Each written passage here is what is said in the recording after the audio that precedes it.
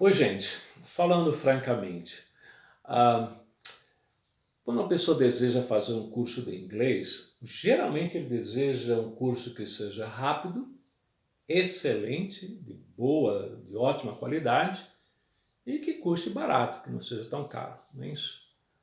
Então, normalmente eu recomendo o seguinte: o primeiro, fazer todos os cursos que tem pela internet grátis. Tem muita coisa grátis e boa que oferece o básico do inglês. Então a pessoa pode, né, e deve começar a fazer esses cursos, né?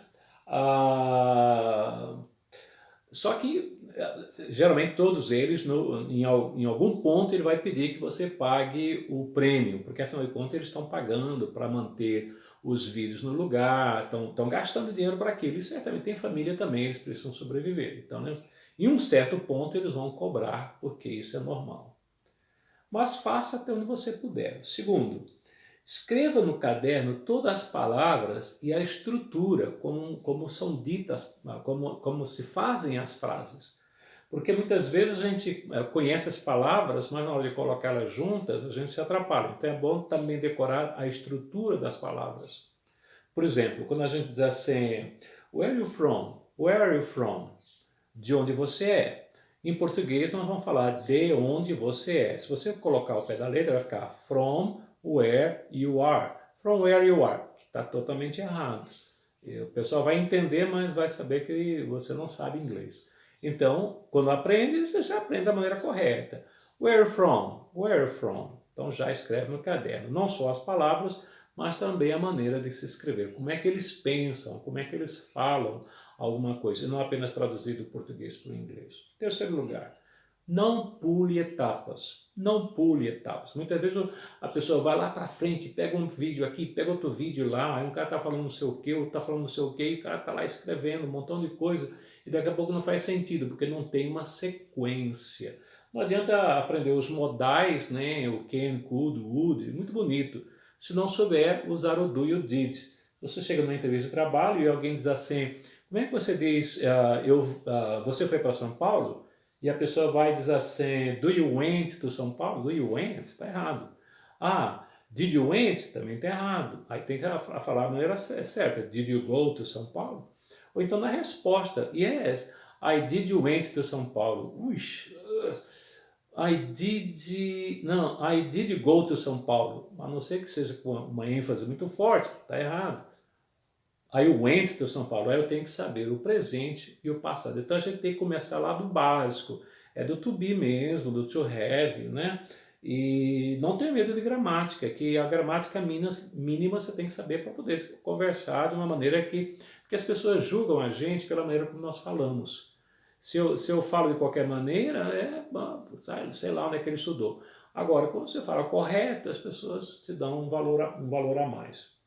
Por isso que a gente recomenda, procure uma escola presencial. Depois que você aprendeu essas coisas, tem o básico, tem várias palavras e tal, procure uma escola presencial. Por quê? Ou no Skype, para quem quer, se você pode pagar alguém para te dar aula no Skype. Por quê? Porque aí a pessoa vai estar te corrigindo a pronúncia, corrigindo a estrutura da frase e te corrigindo também a gramática básica, né? Aquela que você tem que usar os tempos corretos, né? O perfeito, né? O passado, quando é que eu uso o passado, quando é que eu uso o perfeito.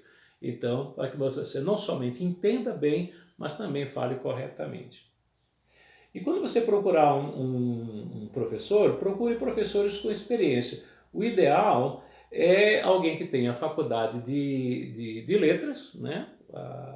E também que tenha uma vivência no exterior, porque ele vai ter uma boa gramática e mais a prática, né? A experiência dele. Claro que em todo lugar tem bons professores e que nem sempre tem esses requisitos, mas que pela experiência que adquiriram, tem uma bagagem muito boa. Então é sempre bom perguntar, antes de começar qualquer curso, qual a bagagem do professor, se for um professor, ou se for, mesmo que seja numa escola, né, como é que estão esses professores, qual a bagagem deles, qual a experiência deles.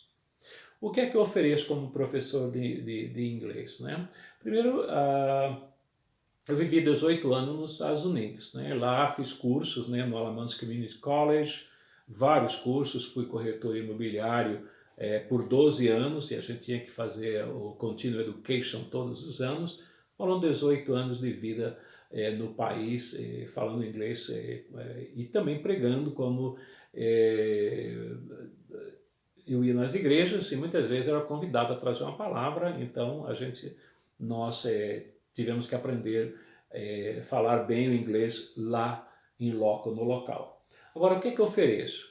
Eu ofereço o livro próprio, então eu mesmo fiz meus livros, não dependo do livro dos outros, não uso cópias, com problema de copyright, né? Quando tem alguma coisa que eu preciso atualizar, já atualiza ali mesmo no livro e já faz uma nova edição. Então os livros são atualizados.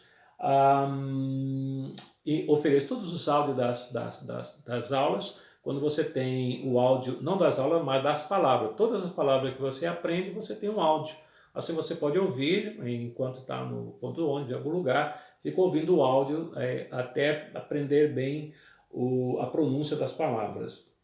Em terceiro lugar, nós temos os flashcards, que vão no final de cada lição. Você tem uma lista com as palavras que foram dadas com a tradução do lado. Você repassar aquela lista e apreender bem as palavras que você está aprendendo. Em quarto lugar, nós usamos o método direto. O método direto é aquele que eu faço pergunta e você responde. Faço pergunta e você responde. Dessa maneira você me entende e também aprende a responder de maneira corretamente.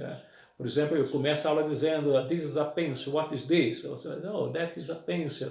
E depois você vai fazer as mesmas perguntas para os alunos do lado. A gente faz aquela conversação entre os alunos, onde um pergunta para o outro responde, e o professor então vai corrigindo as eventuais falhas. Né? Aí também temos o ditado, temos músicas, né? muitas músicas durante o curso para você, as músicas modernas, para você ouvir e entendê-las.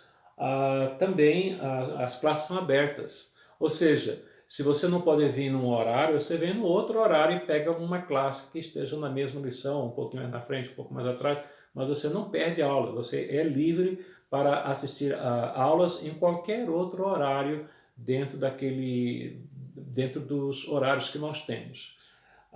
Classes abertas, chamamos de classes abertas. E nos livros sempre tem exercício extra com a correção que você pode fazer a qualquer hora, exercício extra. E agora nós estamos oferecendo o vídeo, ou seja, cada aula eu dou um vídeo dividido em 3, 4 partes. O vídeo já está aqui mesmo no YouTube, você pode ver a aula número 1, número 2, número 3, e assim os alunos que estão matriculados, né, eles têm até o curso inteiro para ver o vídeo das classes, das aulas, quando não puderem vir ou quando querem dar um reforço, ou seja, estão livres para ver os vídeos a qualquer hora. Eu espero que você aprenda bem inglês, que você se comunique bem e que você tenha um futuro de sucesso, ok? Aqui estamos, naquilo que pudermos ajudar, será um prazer. Bye bye, see you later.